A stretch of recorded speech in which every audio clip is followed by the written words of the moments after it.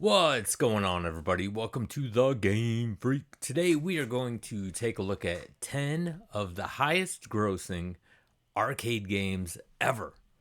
You know, arcades, those things that used to exist everywhere and now they're just like kind of sporadically like spaced out. They're just hard to find, especially in my area.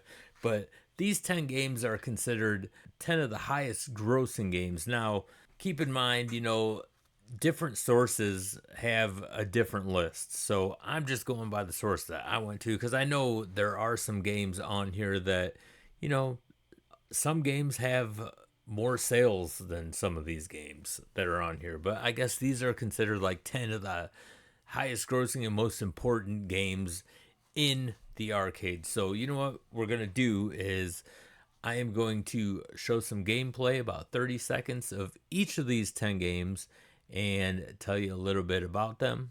Let's just dive into this right now. Let's check these games out. And the first game is Pac-Man. Pac-Man was one of the first 3 arcade games I got to experience at a young age in a local Pizza Hut.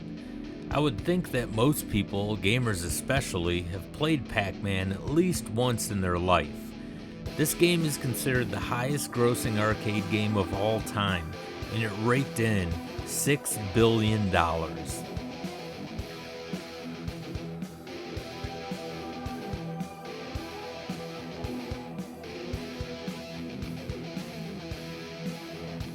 Next, we have Space Invaders. Space Invaders was another one of the first 3 arcade games I played. Again, it was at that same local Pizza Hut. It's one of those games that have stood the test of time and is still enjoyable to play. Space Invaders was a fan favorite at the arcades, and it brought in $3.8 billion.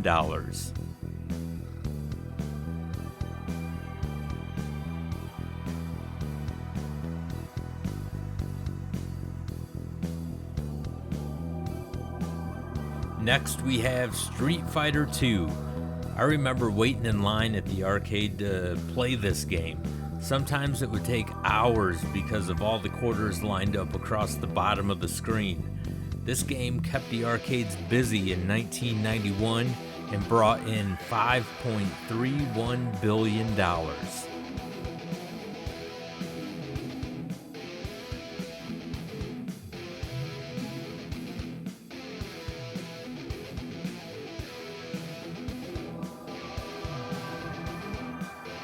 Next, we have Donkey Kong.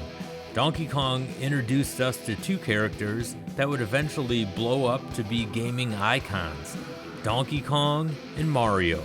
Although Mario was known as Jumpman when this game was released, as for Donkey Kong, his name remained. If the game Donkey Kong doesn't cross your mind when you enter an arcade, you missed some truly great times. Donkey Kong collected $280 million.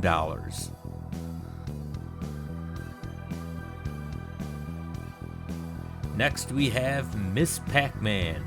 Miss Pac-Man was everything that Pac-Man should have been, in my opinion. Something about this game just felt different from Pac-Man. More than just a bow on the character's head, Miss Pac-Man is still my favorite of the Pac-Man series.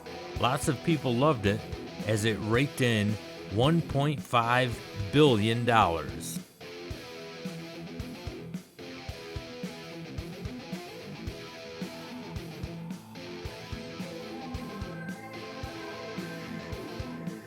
Next, we have Mortal Kombat 2.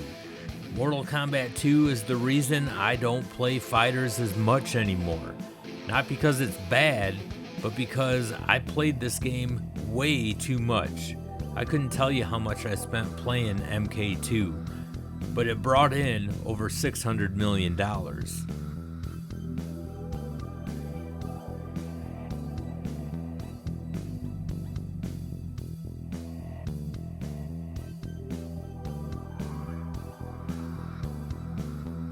Next on the list is Asteroids. Asteroids is a game that grew on me back in the day, but it eventually pushed me away. I felt even back then that the controls were kinda janky, but that didn't stop others from continuing to feed that cabinet their quarters. Asteroids brought in $800 million.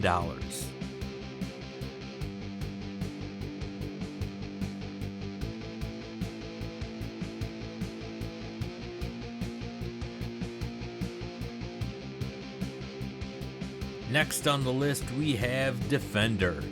Defender is the game that made me a huge fan of flying shooters. At the time, it was probably the best one in my opinion.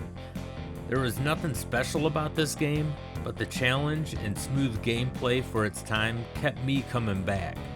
Defender brought in $1.5 billion.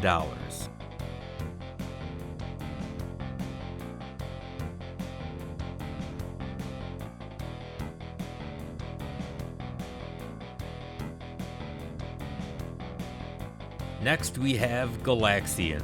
Galaxian was a game that never really caught my attention, but so many others loved it.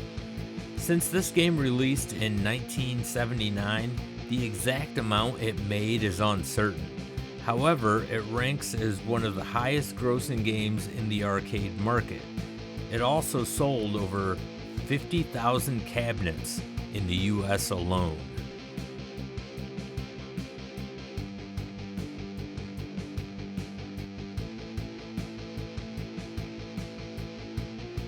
And last we have Centipede. Centipede is the last of the 3 arcade games that I played in our local Pizza Hut for the first time back in the day. This game definitely tested your hand-eye coordination. Centipede brought in over $115 million.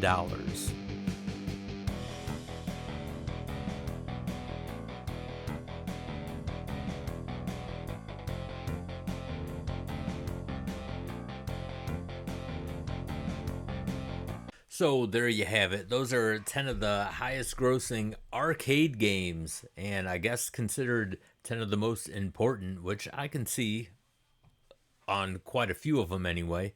So let me know what you guys think in the comment section. That really brings back a lot of memories, and it makes me feel old as hell. So I would love to know your thoughts in the comment section. So if you are new to this channel, don't forget to hit that like and subscribe button. It really helps out this channel a lot, and I greatly appreciate it. And if you are a content creator, don't forget to type in that word content in the comment section. That's all you got to do. Type in the word content in the comment section. We have something on this channel that I like to call the GameFreak Army, and what we do is if we see that word content, we will go to your channel and we will subscribe to you. Doesn't matter if you're a gaming channel or not. That's just what we do. We want to help each other out, help each other's channels grow.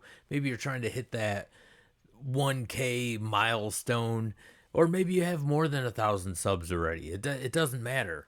Just type in the word content in the comment section and we will help you out. We will go to your channel and we will subscribe to you, because the way we look at it is this isn't a popularity contest. No one's trying to be king of YouTube or anything like that. We just want to help each other out, have a good time, talk about what we all love talking about. In this case, on this channel, gaming. That's just what we do. So feel free to type in that word content in the comment section and we will go to your channel and help you out by subscribing. So once again, I want to thank you guys for taking the time to watch this video, and until the next one, game on everybody.